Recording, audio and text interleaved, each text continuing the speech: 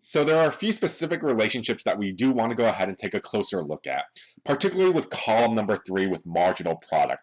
As new workers are hired, what do you notice about marginal product? It starts to increase, hits a maximum, starts to decrease, and then eventually turns negative. And there are a few ranges that we can specifically give special names to. So when we hire one additional worker and it brings more than the previous worker, we say that we are in the range of increasing marginal returns. So here, increasing marginal returns. Increasing marginal returns. And with increasing marginal returns, it tells us that a new worker hired adds more to total output than the previous worker hired. So a new worker hired adds more to total output,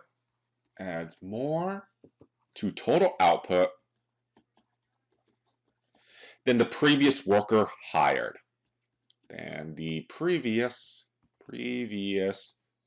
Worker hired.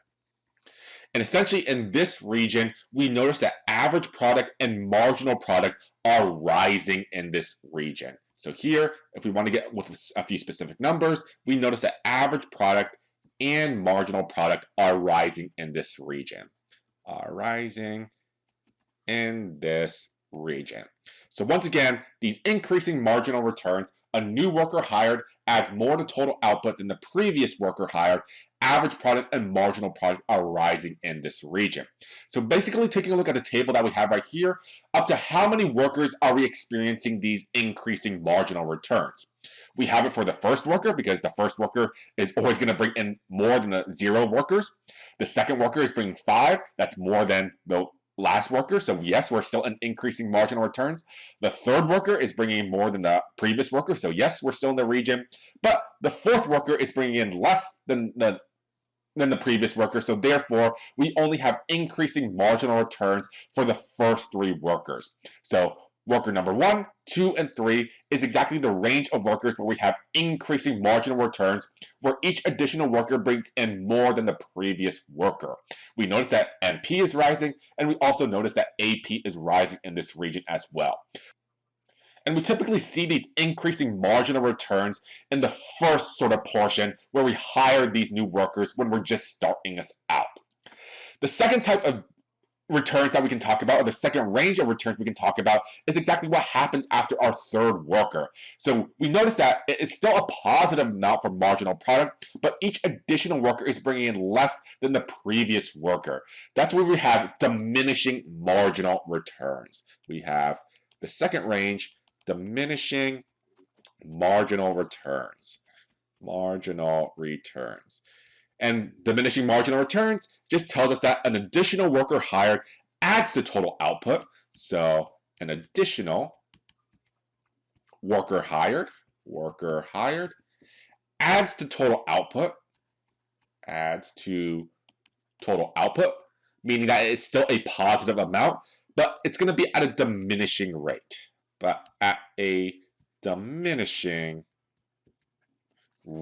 Diminishing rate. And that just tells us that the next worker is going to bring in less than the previous worker. And in this particular region, we notice that average product and marginal product are declining in this region.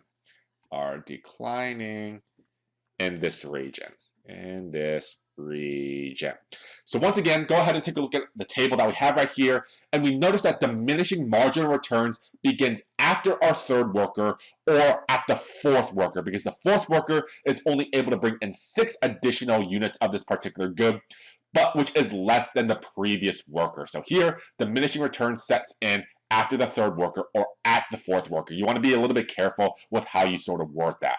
And then you notice that, hey, diminishing returns for the fourth worker, fifth worker, and sixth worker. And we notice that, hey, this is where we have negative returns starting to set in. So if we have a negative marginal product, this is our third region, which we consider to be negative marginal returns. And we don't need to write that down. We'll just go ahead and say, hey, we essentially have too many workers, and they're actually causing us to lose more. They're causing us to lose out on the production of goods.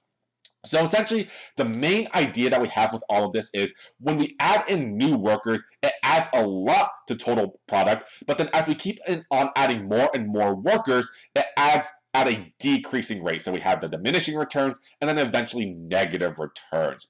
And the reasoning for this is sort of intuitive because remember, we are still working in the short run in this instance where pieces of capital are going to be fixed. So take the idea of too many cooks in the kitchen to heart here. Suppose that you're at home and your mother is the only one that does all the cooking. You get a lot of plates of food. It's really delicious food. So here, when your mother is working, we're working in the region where we have increasing marginal returns. Suppose that we add your dad into the kitchen. We have increasing marginal returns once again. Both of them, your mother and your father, they're able to bring in a lot of plates of food and it's very delicious. But what happens if we add you into the mix? We add in you, your brother, your sister. You're going to go ahead and add a little bit more in terms of output for plates of food. However, you're getting in everybody's way. There are too many people in the kitchen, and you only have that one piece of kitchen, that one piece of physical capital there. So essentially, you get into everybody's way, you elbow one another, and you're not going to be able to bring as many plates of food in. But then you just keep on adding more and more people. You say add in your dog, your cat, your grandmother, your grandfather, and that's going to eventually lead us to the diminishing and eventually negative returns there. So once again, just the ideas of too many cooks in the kitchen leading to these diminishing and declining and negative returns that we see. And what we want to go ahead and do now is go ahead and take a look at what these marginal product, average product, and total product curves look like on the Cartesian plane there. So once again, we notice that in the Cartesian plane, total product that we have right here in the top graph right here, it undergoes increasing returns to point A, decreasing returns up to point B, and then eventually negative returns. So as we notice, total product is always increasing. It's increasing at a faster rate all the way up to point A.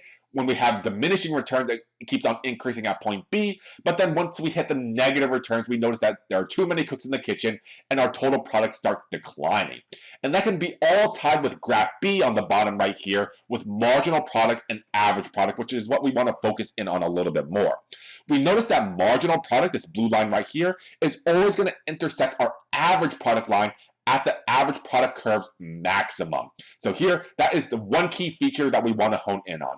Marginal product and average product both rise and then fall, but marginal product intersects average product at the maximum. Because it intersects at the maximum, we notice that there are a few things that we want to build up about the slopes about each of these curves. So suppose we notice that marginal product is greater than average product. So when marginal product is greater than average product. So that's essentially going to be in the region that we have right here, all the way up to point A. So all the way up to the maximum, actually. So when the blue line is above the green line, what exactly is happening with the slope of the green line, of the average product line? So when marginal product is greater than average product, so everywhere that we're highlighting right now, what's happening with the slope of the average product? We notice that the average product slope is increasing. And that's going to make a little bit of sense when we draw this all out, when we talk a little bit about it more. So when marginal product is greater than average product, it tells us that we should hire an additional worker. It tells us that hiring an additional worker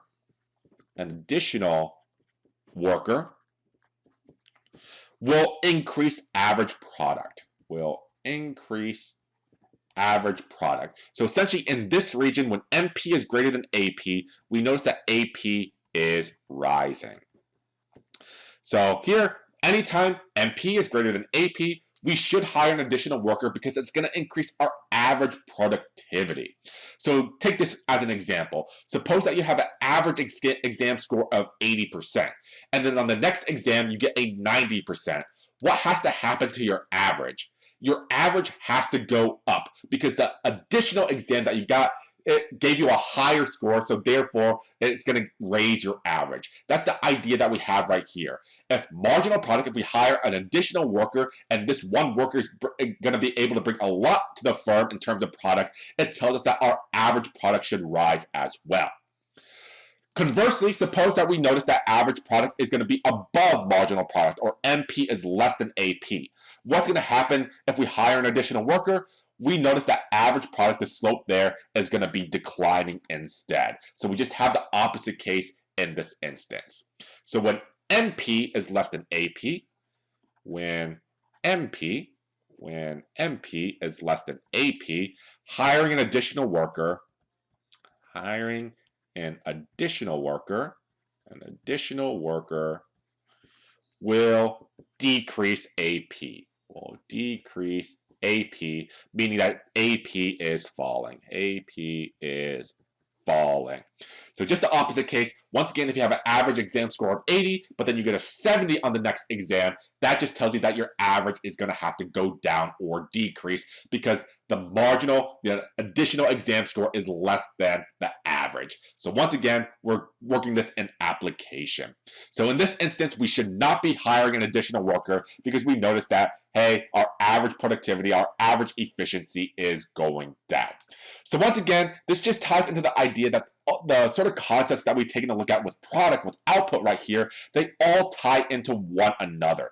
As we change the number of workers that we have in our firm, that inherently is going to incur some type of increasing, decreasing, or diminishing, or negative types of returns. And we can see the relationships that are going to develop between the curves that we see in the Cartesian plane with total product, marginal product, and average product itself.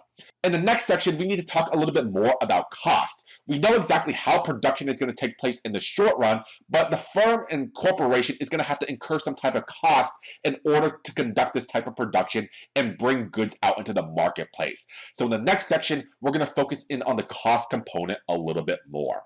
I'll see you guys there.